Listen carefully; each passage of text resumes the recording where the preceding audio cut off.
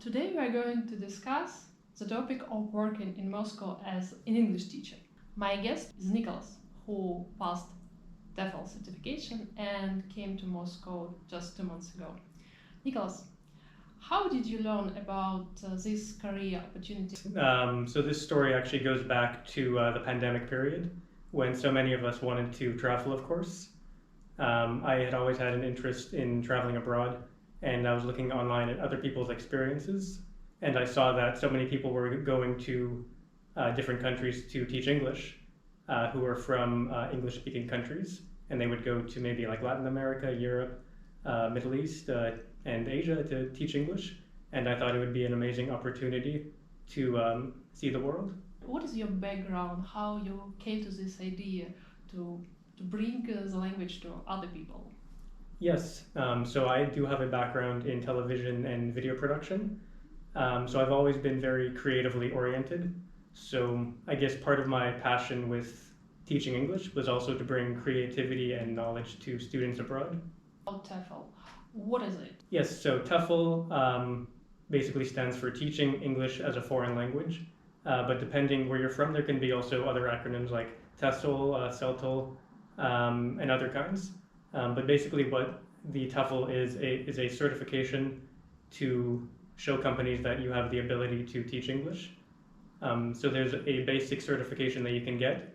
It's called the 120-hour TEFL certification, and this is the most common. What is the learning process? The main requirement is to be a native speaker, right? Not necessarily. So there's many people who have a close to native fluency, like a C1 level would be the term. So there's many people who aren't native speakers but still get this certification and are able to teach English with companies. Have you attended classes? Yes, so basically in this basic certification, the 120-hour one, there is 20 units, and it's all online, and anyone can sign up for it online, pay for it, and get the certification. So there's 20 units, and I would say if you do 1 unit per week, you could finish it in half a year, 6 months. Were you doing a job by side while getting this process through? Yes, so I was also studying at school for a bachelor's degree in international relations while I was getting my certification to teach English. So I guess that kind of goes hand in hand, being able to go abroad and form these relationships with companies and students with my degree. How much time you devoted to study? So I myself took a larger package. So there's the basic 120-hour certification, but I decided to get the 550-hour package. So there's a few other certifications included in that package. So it took me, I would say, 1.5 years to complete all of those certifications. And at the end, the organization that I studied with, ITTT, they actually give you a practicum, a internship with a real company to get some experience. And with that, I had enough experience where I could go out and get jobs with real companies. So originally, I was relying a little bit on my school, ITTT, to help me get a job. So ITTT has a jobs board on their website for most countries in the world that need English teachers, including Russia. So they have a jobs board where many schools are listed and where they put positions that are available. And they also help reach out to schools and say that English teachers are available because they are in demand all over the world. Choice was Russia. How come? So for Russia, I've always been interested in Russia, of course, but I also think there's something special to be an English teacher in Russia, and being able to bring this creativity to students in Russia was always a passion of mine. Coming to Russia, how was the process? Yes, so there is a visa sort of system, of course. Getting a work visa is required to teach English in Russia. Who helped you during this process? Your agency? Yes, so I had 2 organizations that were helping me actually with this process. So I had on one hand the school that hired me in Russia who was helping explain how the documentation worked exactly. But I also had an agency back home in Canada, where I'm from, that helped me facilitate the process. So you were supported from the both sides? Yes, which is definitely helpful because the documentation process can be extremely confusing to someone who hasn't been to a certain country before. So it's good to have that professional help. Have you been to Russia before? I have on a tourist visa, so it was definitely a good thing that I came here as a tourist before, because it helped me have that exposure to the country as well as to the documentation process. So my recommendation for anyone who's going abroad to teach English is to take a small trip there, 2 weeks at the very least. 2 weeks in Russia. Where have you been? So on my first trip to Russia, I spent 2 weeks in Moscow and 2 weeks in St. Petersburg. You decided to come to Moscow. Yes.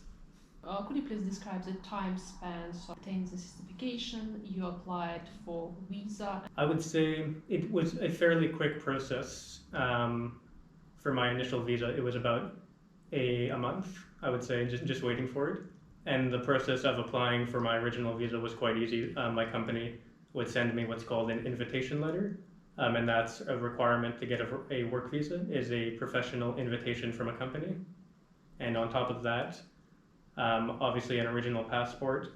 And it also helps to have some history with the country that you've visited. So the fact that I was a tourist in Russia before added credibility to my case. Can you describe your first lesson in Russian?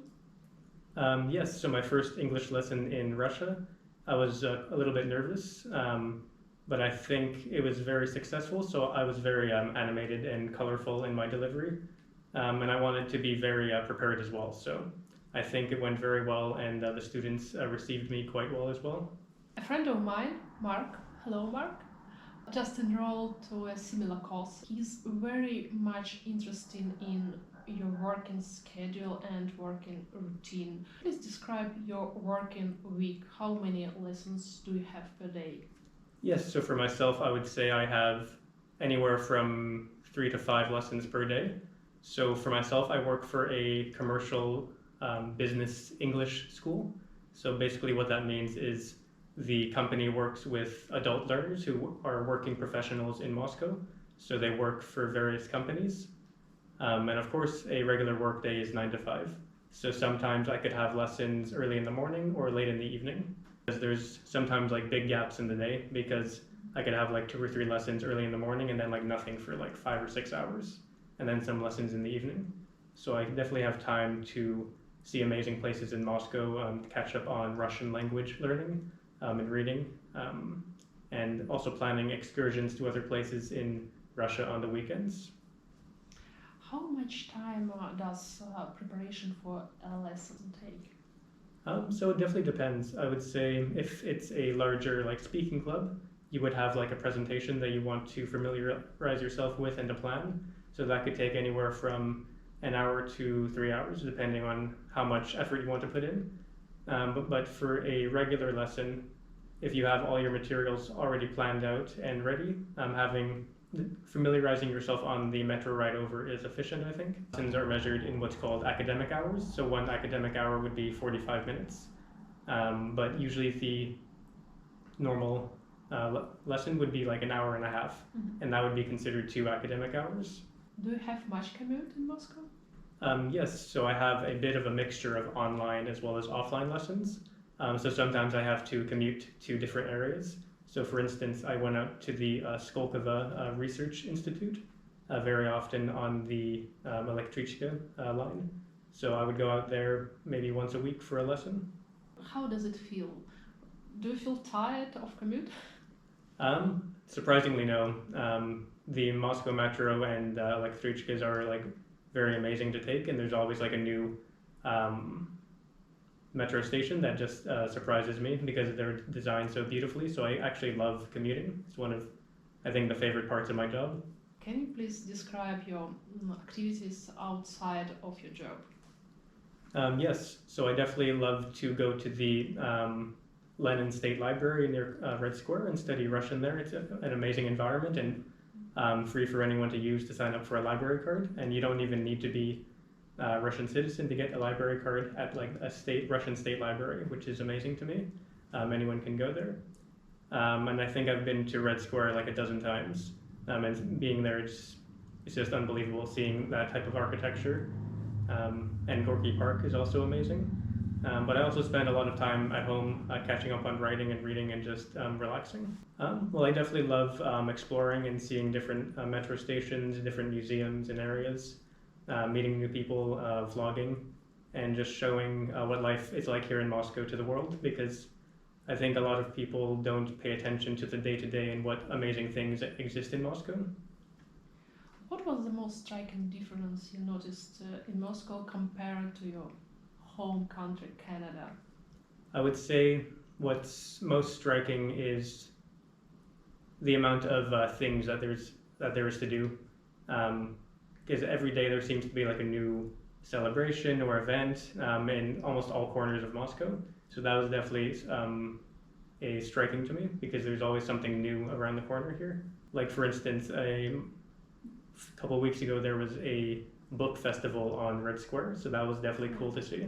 Do you have any tips for those who are considering obtaining certification like you did? Yes, so my recommendation and tips for anyone looking to get these certifications is don't wait until you finish the certification to get practice.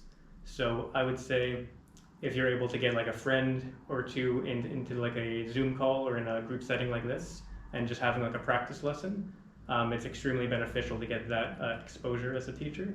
So being able to practice the material as you learn it will help you absorb that and get that experience firsthand.